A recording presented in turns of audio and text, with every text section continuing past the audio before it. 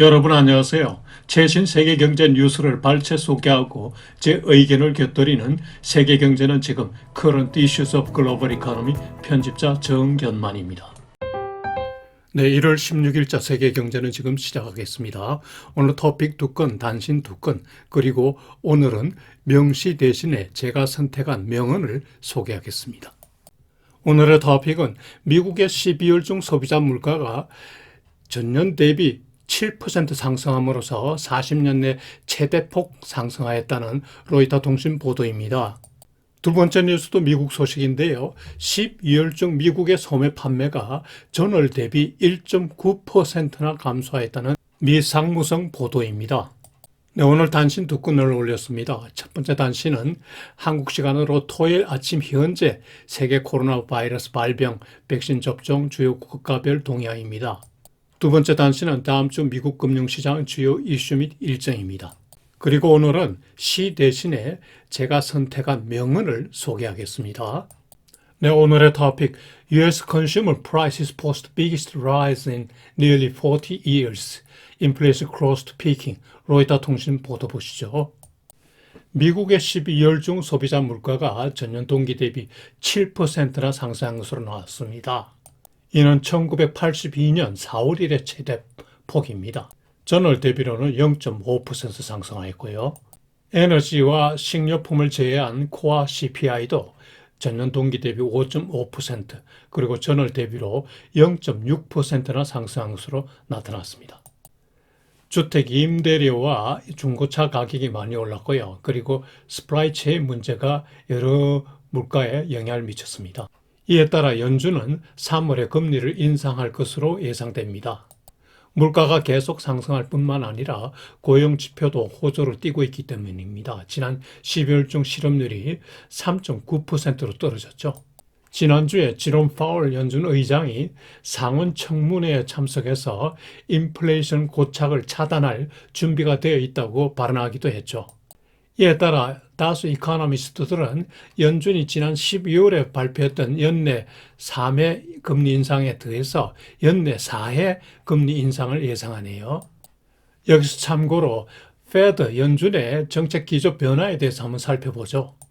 연준은 전통적으로 연초에 물가 목표를 인플레이션 타겟을 설정하고 물가가 목표치 도달하기 전에 선제적으로 금리 인상 등의 대응 조치를 했는데 이 정책이 작년 8월 이후에 바뀌었죠.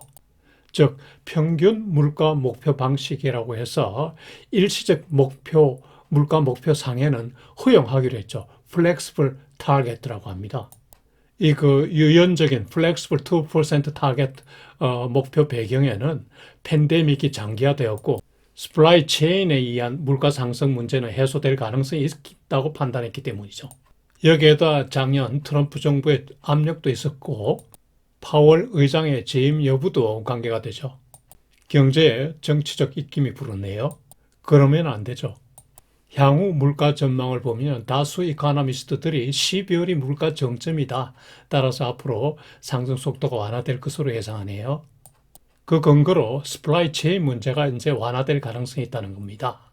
지난주 ISM 제조업 서베이에서 12월 중 공급 문제 일부가 호전되었다고 밝혀졌죠. 두 번째로 물가 급등이 소비 지출을 위축시키기 때문입니다. 그러나 여전히 물가 불안 요인은 상존합니다. 첫째로 오미크론 감염이 확산이 우려되고 그리고 유가가 많이 올랐습니다. 지난 주말 WTI 가격이 배럴당 84달러 27전까지 올랐죠.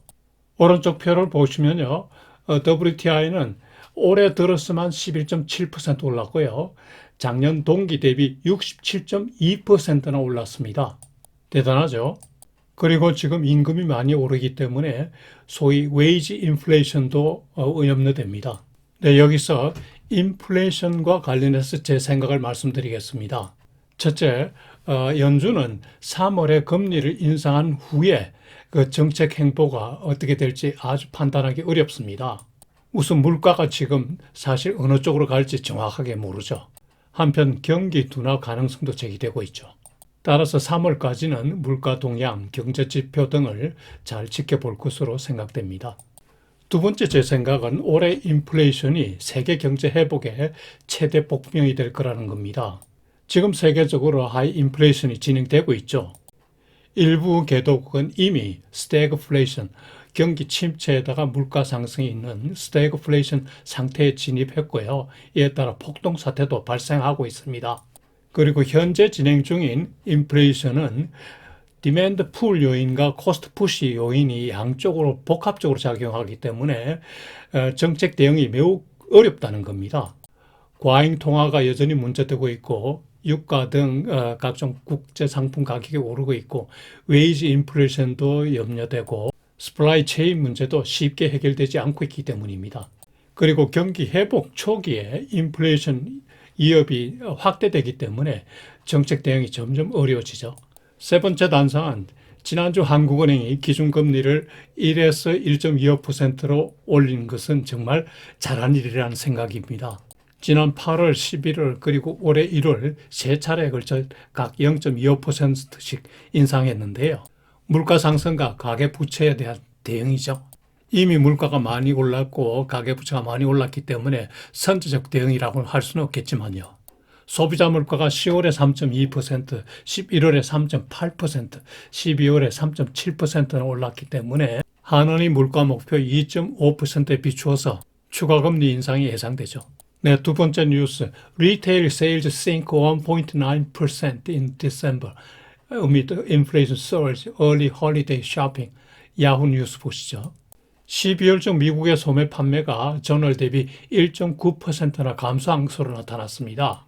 11월 소매 판매가 6,390억 달러인데 비해서 12월은 6,270억 달러로 줄었죠. 그런데 이 통계가 물가 상승을 감안하지 않았기 때문에 실제 소비축은 더 클 것이죠. 소매 판매 감소 요인은 첫째 고물가로 인한 소비 위축이고요. 그 다음에 오미크론 확산에 대한 경제활동 위축. 한편 12월 이전에 구매가 증가했기 때문입니다. 12월에 휴가 시즌 대비하고 공급망 문제도 우려되었기 때문이죠. 그러나 2021년 연간 전체 소매 판매는 2020년 대비 19.3%나 증가했습니다. 경기 회복이 진행되었고 억눌렸던 소비가 많이 폭발하기 때문이죠. 부문별로 이렇게 보면요. 비상점 소매 판매가 11월에 비해서 9.5% 감소하였습니다. 가솔린 판매도 감소하였고요. 백화점 판매는 7%나 감소했습니다. 백화점 판매는 11월에도 감소하였네요. 가구, 전자제품, 체육용품 등 대체로 전반적으로 감소 추세를 보였다고 하네요. 미국의 지출 국민소득에서 소비가 차지하는 비중이 크기 때문에요. 이 소매 판매 동향이 중요한 거죠. 제가 이를 두 번째 토픽으로 올린 이유입니다. 네, 오늘 첫 번째 단신. 한국 시간으로 토요일 새벽 현재 세계 코로나 바이러스 현황입니다. 세계 확진자 누계는 3억 1,864만 8,800명으로 전주 대비 6.6%나 증가했습니다. 사망자 누계는 551만 8,343명으로 전주 대비 0.8% 증가했습니다. 금요일 하루 동안 확진자가 312만 명이나 증가했습니다. 백신 접종자 수는 92억 8,300만 명으로 전주 대비 1.8% 증가했습니다. 확진자 증가세가 계속 크게 상승하네요. 다행히 사망자 증가세는 소폭 둔화되고 있습니다.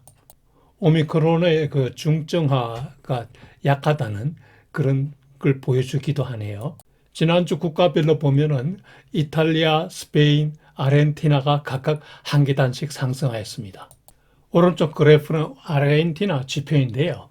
14일 하루에 25만 9천 명이나 발생했네요. 확진자 누계가 679만 3천 명이고 사망자 누계가 11만 7,800명입니다.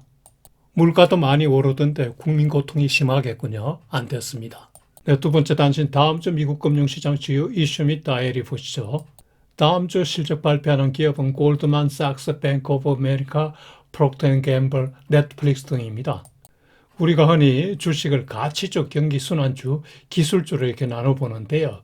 최근에 금리 상승과 관련해서 이 구분이 상당히 실익이 있죠. 최근 2년간 급격히 오르던 기술주가 최근의 금리 상승 여파로 상당히 조정을 받고 있죠.